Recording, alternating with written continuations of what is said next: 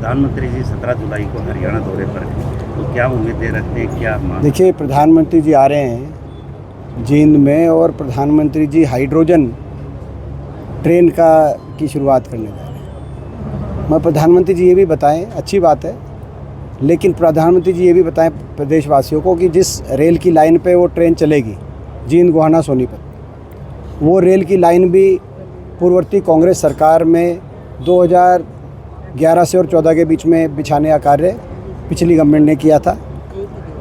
और यही नहीं, पिछली सरकार में हरियाणा में 3 रेल की लाइन बिछाई गई थी, हासी महम रोहतक, रेवाड़ी झज्जर रोहतक और ये जींद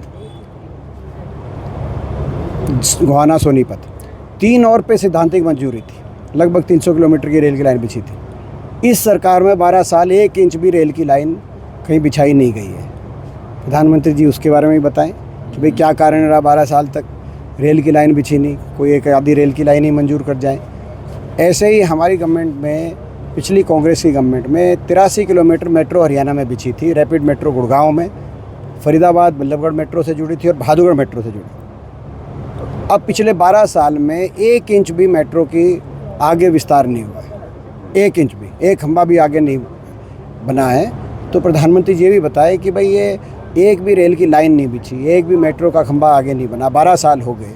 और अब हाइड्रोजन ट्रेन के नाम पे उसी रेल की पटरी पे एक पैसेंजर ट्रेन की आप बात कर रहे हैं, तो ये क्या है?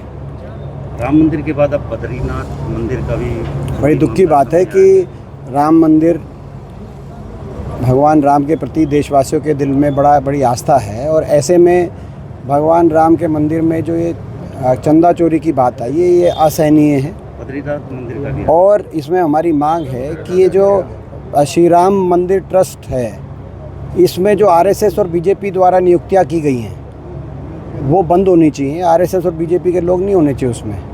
वो तो शंकराचार्यों को, धर्माचार्यों को और साधु संतों को सौंप देना चाहिए। मंदिर तो साधु संतों को सौंपना चाहिए।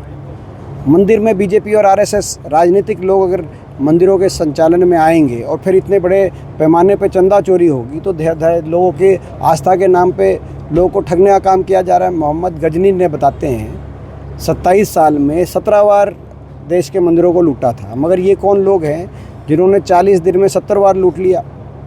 अब आरएसएस खेत प्रकट कर रही है। लेकिन ये हमारी मांग है कि ये ट्रस्ट भंग हो, दोषियों कड़ी से कड़ी सजा हो, और आने वाले समय में इस तरह के जो मंदिरों के संचालन के जो ट्रस्ट बने उनका काम साधु संतों का है, उनको दिया जाए। इसमें राजनीतिक लोगों का क्या काम है? अगला ओलंपिक के लिए आप मेज़बानी हरियाणा का मुद्दा उठा रहे थे, गुजरात को मेज़बानी जो मिलने जा रही है, तो ये इस बात को हम लगातार मैं उठाता रहूँगा। कॉमनवेल्थ भी गुजरात में जा रहा है और ओलंपिक भी जा रहा है। कुछ ना कुछ तो जहाँ तक इसमें न्याय संगत होना चाहिए।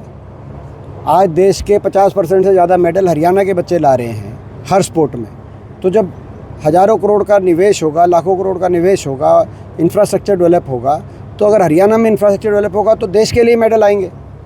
लेकिन अगर वो सारा निवेश अगर गुजरात में ही आप कराना चाहते हैं, हर प्रदेश की अपनी एक बहुत अच्छी एक खूबी है इस देश में, ये बात मानी गई। जब बुलेट ट्रेन गुजरात तक आई अहमदाबाद में, तो बताया गया कि गुजरात में उद्योग अच्छा है और वहाँ का व्यापारी अच्छा है, और इसीलिए बुलेट ट्रेन वहाँ पे पहले पहुँचा रहे हैं और देश की राजधानी में नहीं पहुँचा रहे, इसलिए अहमदाबाद पहुँचा रहे हैं। वो हमने उस बात पे कोई प्रश्न चिन्ह नहीं उठाया। आज साहित्यकार बंगाल के अच्छे हैं, उद्योग व्यापारी गुजरात के माने गए, और खिलाड़ी तो हरियाणा के माने गए। कम से कम यहाँ तो न्याय होना चाहिए। एक भारत की आप बात करते हो, मगर खेलों की सारी योजनाओं को आप गुजरात में लेके जाते हो। आपने खेलो इंडिया में भी देखा, सबसे ज़्यादा तो उसमें बजट गुजरात को मिला और सबसे कम 28 प्रदेशों में हरियाणा को बिट मिला। और आज हरियाणा खेल स्टेडियमों का क्या बुरा हाल है। हरियाणा के अंदर जो हमारी सरकार के समय खेल स्टेडियम बने थे, आज वो जानलेवा साबित हो रहे हैं। बच्चों की खेलते खेलते डेथ भी हो रही है। तो ये मेरी मांग है, कॉमनवेल्थ खेल और ओलंपिक खेल हरियाणा में होने चाहिए। और अगर हरियाणा में ना कराने का इतना बड़ा दिल नहीं रखते, कम से कम को होस्ट बना दो हरियाणा को, तो कुछ खेल हरियाणा में हो जाए, उस खेलों का अपना, ताकि यहाँ पे हमारे हरियाणा में विकास हो सके। चंडीगढ़ में देखा जी मतभेद दिखाई दिए नेताओं में, कहीं ना कहीं कुछ लगता है। मैं समझता हूँ कि ये पहले भी हमारी पार्टी के अंदर हम बोल चुके हैं कि पार्टी में कोई आपस में ना मनभेद है ना मतभेद।